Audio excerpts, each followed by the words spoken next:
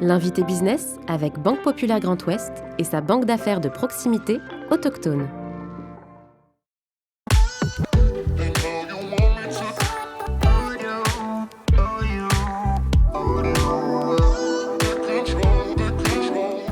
Bonjour Jean. Bonjour. Merci d'avoir accepté notre invitation dans le fauteuil de l'invité business. Je voudrais qu'on revienne sur votre parcours parce que j'aime beaucoup ça dans le cadre de cette émission. Et quand je dis revenir, c'est revenir au petit garçon que vous étiez, au jeune matelot que vous étiez. Vous avez commencé dans des conditions extrêmes, on peut le dire. Est-ce que vous pouvez nous raconter ces premières expériences de mer ? Tout à fait. Donc moi, je suis Jean Porcher. Je suis né à Ivignac-la-Tour, dans les Côtes-d'Armor. Et donc, je commençais à garder les vaches à l'âge de 12 ans.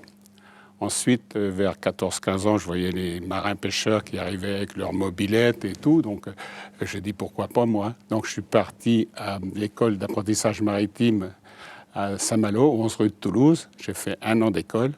Et là, en 1965, ça fera 61 ans cette année, 60 ans cette année, je suis parti sur les bancs de Terre-Neuve.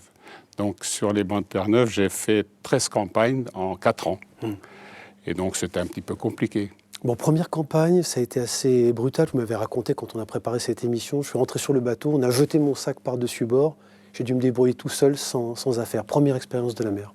Ah, c'est difficile, hein, il faut être puissant. Et ce qui est embêtant, c'est surtout le mal de mer, quoi, pendant 3 mois. Donc là, il n'y a pas besoin de salle de sport pour maigrir, parce que là, on perd du poids. Vous regrettiez le plancher des vaches, justement, c'est le cas de le dire, parce que vous avez quitté justement les champs pour la mer. Vos parents vous ont laissé partir comme ça facilement ? Oui, parce que j'avais de la chance d'avoir des parents qui voulaient me laisser faire ce que j'avais envie de faire, et je remercie aujourd'hui. Parce que c'est une expérience un peu fou. Enfin, il faut être fou pour partir à Terre-Neuve. C'était 12 heures de travail et 6 heures de repos, quoi, jour et nuit. Et quand il faisait chaud, il faisait 5 degrés. Quand il faisait froid, il faisait moins 20. Bon, qu'est-ce que ça fait comme entrepreneur, comme dirigeant ? Vous en avez gardé quoi ? C'est de la résilience, c'est de la résistance ? Très bon souvenir. La preuve, maintenant 76 ans, je suis en forme, tout va bien, la vie est belle. Bon, vos premiers contacts, justement, dans ce monde professionnel nouveau que vous abordez, que vous allez rencontrer, qui était le déclencheur, l'envie d'y aller ? Il y a eu une rencontre aussi Oui, il y a eu une belle rencontre. En fait, ne faisant pas de grandes écoles hôtelières, je n'avais pas accès aux grands restaurants que je m'étais fixé comme objectif. Et donc, du coup, un jour, il y a eu un job dating à la Baule.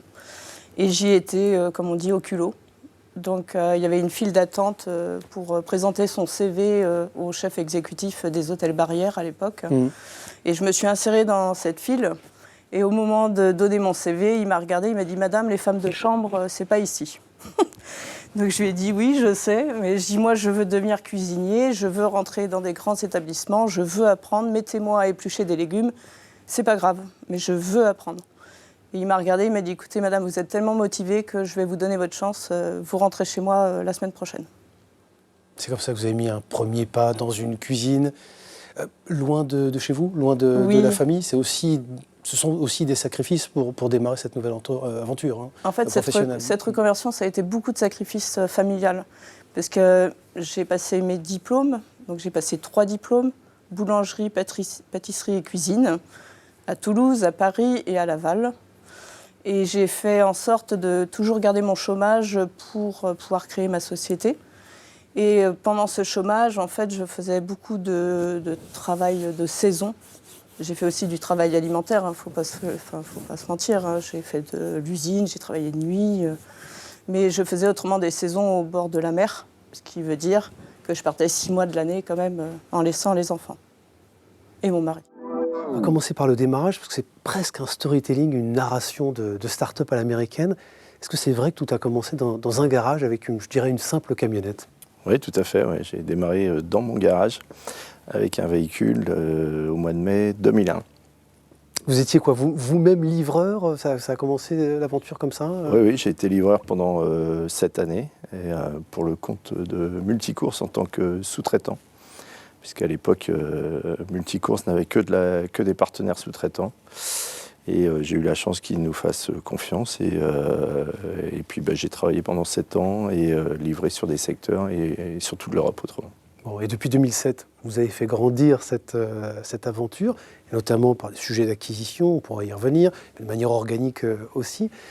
Qu'est-ce qui a guidé vos choix? C'est plutôt votre intuition? Vous n'avez pas forcément fait de formation en marketing, en business. C'est peut-être aussi l'école de la vie. Comment vous avez grandi?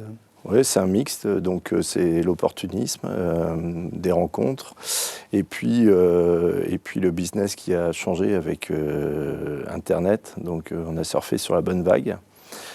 Ça nous a donné des opportunités de développement et puis des rencontres avec des entrepreneurs qui souhaitaient arrêter, départ en retraite. Et du coup, on a eu de l'acquisition, de la croissance externe, de la création, et puis de fil en aiguille, ça s'est développé. Ouais. Comment est-ce qu'on fait pour garder cette culture, cette ambiance familiale, quand aujourd'hui, vous êtes quasiment plus de 300? La taille a changé, les relations ont changé, le bureau la est toujours... philosophie n'a pas changé. C'est un travail du quotidien qu'on s'impose à nous avec Quentin, mais également qu'on impose à l'ensemble de nos équipes. On reste une entreprise de mobilité, de transport de voyageurs. On transporte plus d'enfants qu'avant, mais le métier reste le même et il n'y a pas de raison c'est pas parce qu'il y a plus de personnes qu'avant qu'on doit avoir la tête qui grossit en même temps que le nombre de véhicules ou le nombre de collaborateurs. Et ça, on se la pose à nous, on l'explique à nos équipes. On est un métier humain. Ce sont des hommes qui transportent des hommes avec un grand H. Il y a également, on a un métier qui se féminise pas mal depuis ces dernières années. Et donc, on doit garder ce lien humain. On a beaucoup de collaborateurs qui font ce métier également en tant que retraités, par volonté d'amener leur pierre à l'édifice, de transmission, d'amener les enfants à l'école. Et tout ça, c'est profondément humain, c'est un métier social, et du coup, faut garder ça dans un coin de la tête, en permanence. Et puis, juste pour finir, on a une phrase avec Quentin, nous, tous les matins, on prend du plaisir à se lever et à aller au travail. Et c'est notre leitmotiv, on veut que ce soit la même chose pour nos équipes. Et le jour où on sentira que ça glisse, ce sera une vraie alerte pour nous. Rachel, c'est quoi les premières décisions que vous prenez en arrivant qui vont marquer justement la direction générale, votre patte, si je puis dire, votre engagement? Qu'est-ce que vous faites? Vous allez faire serrer les mains, vous présenter, Alors asseoir une légitimité? Oui, évidemment, évidemment, je serre les mains, je dis bonjour à tout le monde. Mais bon, déjà, moi, je vais dans l'usine tous les jours. Bon, ça, c'est obligatoire pour moi. Je ne conçois pas le métier sans être avec ma blouse et ma Charlotte tous les jours dans l'usine. Donc, c'est quelque chose que je fais systématiquement et que je fais toujours aujourd'hui. Je ne sais pas passer une journée sans aller dans l'usine, ou alors vraiment il faut que ce soit exceptionnel, que j'ai vraiment pas le temps ou que je sois à l'extérieur. Mais ça, c'est la première chose, parce que c'est le cœur du réacteur. On produit, et donc c'est au niveau de l'usine que ça se produit, c'est là que ça démarre. Donc pour moi, c'est très important. Il y a plus de la moitié du personnel, évidemment, 80% du personnel qui se situe dans l'usine. Donc être dans l'usine au quotidien, c'est super important. Après, évidemment, j'ai aussi beaucoup travaillé sur les aspects gestion financier du bateau, parce que ça, c'est ma marque de fabrique néanmoins. Donc, mais la première chose, vraiment, c'est de nouer le contact avec tout le monde et dans toute l'entreprise. Ouais. Quand vous vous retournez, vous regardez dans le rétroviseur, et vous m'avez dit quand on a préparé cette émission, finalement, ça a été passionnant.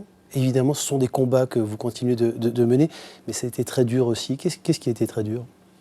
Alors déjà, c'est l'entrepreneuriat. Bon, déjà, quand on n'a pas vécu, évidemment, dans un creuset d'entrepreneurs, on le découvre au quotidien, parce qu'on ne connaît pas ce monde-là.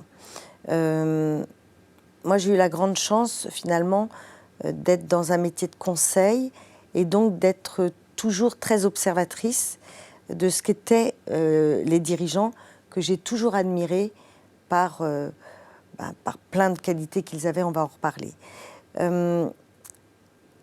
Mais ce qui a été extrêmement dur pour moi, c'est d'être en permanence en train de lutter contre mon propre tempérament. Donc mon hypersensibilité, ma très grande anxiété, finalement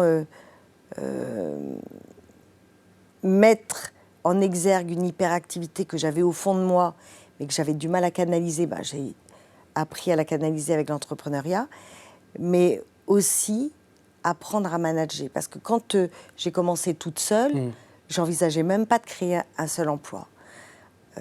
Abaca, l'une des entreprises que j'ai créées, a connu jusqu'à 45 salariés. Et quand on recrute dans le monde du conseil, il y a des paliers. 3 personnes, 7 personnes, 12, 15, environ 25 et au-dessus de 40. Donc moi, j'ai très vite compris que manager 40 personnes ou plus, c'était pas votre... voilà, surtout en direct. Manager jusqu'à 7 personnes en direct et après des plus grosses entités, ça va pour moi. Mais manager des équipes de consultants avec tant de personnalités différentes, tant de métiers d'expertise différentes, j'ai trouvé ça très complexe. On va vous proposer, parce qu'on le fait à chaque émission dorénavant, de répondre à une question posée par un autre dirigeant sur un sujet extrêmement large. Je vous laisse découvrir cette question et y répondre. Donc on m'a demandé de poser une question à un dirigeant qui sera le prochain invité. Donc ma question est très simple. Étant donné le contexte économique en France, est-ce que vous êtes toujours en disposition d'investir dans notre pays ? Oui, vu notre activité, la réponse est oui. C'est vrai que le contexte économique, avec notamment, nous, on est très dépendants des emprunts qu'on sollicite pour la construction de nos parcs éoliens. Donc les taux bancaires, pour nous, sont un sujet de fond. Mais nous, oui, on continue à investir. Et, voilà, on a connu sur les 20 ans des hauts et des bas, des crises. Et voilà, on sait qu'il y a aussi des opportunités à prendre dans ces moments-là. Donc oui, plus que jamais. Et on est convaincus que ça se joue à l'échelle des territoires. Donc oui, on continue à investir. Bon, peut-être une dernière question, parce que c'est intéressant aussi. Comment est-ce que vous êtes perçu par les grands acteurs ? Vous êtes une menace ou un partenaire ? Je pense notamment aux grands acteurs de l'énergie, de l'électricité dans notre pays. Non, une menace, non, je crois pas du tout. C'est vrai que nous, quand on a créé la société, il y avait une multitude d'acteurs de notre taille. Il y a eu des rachats au fur et à mesure, et on est un des derniers indépendants à l'échelle du Grand Ouest. Non, je pense qu'on est considéré comme un acteur classique. Alors, on n'a pas forcément la taille ou les effectifs de nos confrères, mais j'espère qu'on est reconnu pour la qualité de nos réalisations. Mais ça se passe plutôt bien. Merci beaucoup, Ronan. Je vous en prie. Merci.